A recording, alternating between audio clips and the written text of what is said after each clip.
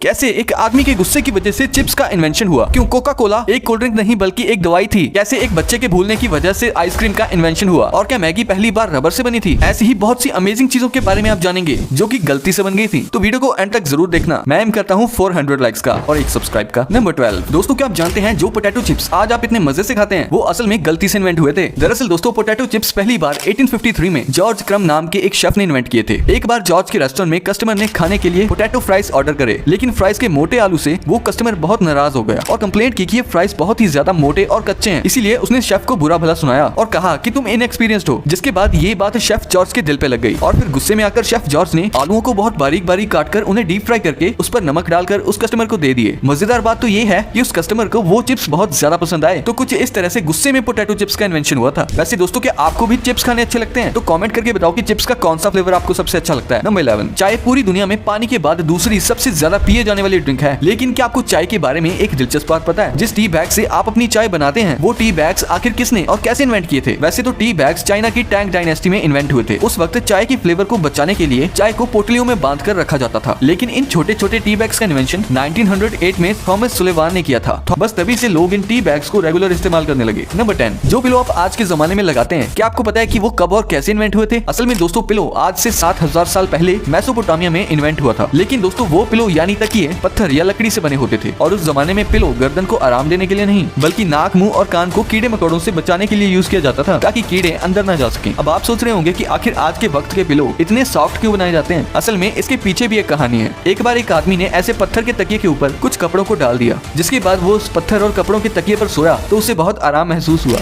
बस तभी से लोगों ने मुलायम तकिए बनाना शुरू कर दिया। नंबर 9 क्या आप जानते हैं कि स्टिक आइसक्रीम का इन्वेंशन एक छोटे बच्चे के भूलने की वजह से हुआ था? जी हाँ, आज से करीब 100 साल पहले एक 11 साल के बच्चे ने पानी में सोडा मिक्स करके रखा और चम्मच को उसी ग्लास में छोड़ के वो बच्चा उसे पीना भूल गया। उस वक्त ठंड का मौसम था, इसीलिए सुबह तक वो सोडा वाटर चम्मच के साथ ही ग्लास के अंदर जम गया था। और फिर जब उसने उसे ऐसे ही खाया तो उसे वो बड़ा मजेदार लगा और उसने जब ये सबको बताया तो अमेरिकन कन्फेशनर हैरी बर्ट को एक आइडिया आया कि क्यों ना इस सोडा वाटर में फ्लेवर्स डालकर स्टिक आइसक्रीम का इन्वेंशन किया जाए और तब से आज तक ये सबकी फेवरेट है। नंबर 8 दोस्तों, बबल रैप हम सभी को पसंद होते हैं क्योंकि इसे फोड़ने में मजा जो आता है। वैसे साइकोलॉजिकल भी प्रूवन है कि बबल रैप को फोड़ने से स्ट्रेस कम होता है। लेकिन क्या आपको पता है कि बबल रैप को आखिर किस पर्पस के लिए इन्वेंट किया गया था? असल में दोस्तों, बबल रैप को अल्फ्रेड फील्डिंग और मार्क शेवेंस ने 1957 में दीवारों पर डिजाइन्स बनाने के लिए इन्वेंट किया था। इसीलिए पेंट बॉक्स में भी बबल रैप भी उसके साथ दिया जाता था। लेकिन दोस्तों, बबल रैप तो दीवारों पर अच्छे डिजाइन्स बनाने में तो कामयाब नहीं हो पाई। लेकिन इसके इन्वेंटर्स ने नोटिस किया कि बबल रैप बॉक्स के अंदर पेंट को खराब होने से बचा पा रहा था। तभी से इसके इन्वेंटर्स ने इसको वॉलपेपर की जगह पैकेजिंग में इस्तेमाल करने का फैसला किया और तब से अब तक बबल रैप को आप हर एक पैकेजिंग में देख सकते और फिर इसे इंडिया में भी लॉन्च कर दिया गया था। तो दोस्तों, ये थी कुछ चीजें जो गलती से इन्वेंट हो गई थी। पर आप इस वीडियो को लाइक ना करने की गलती ना करना और सब्सक्राइब करने की भी।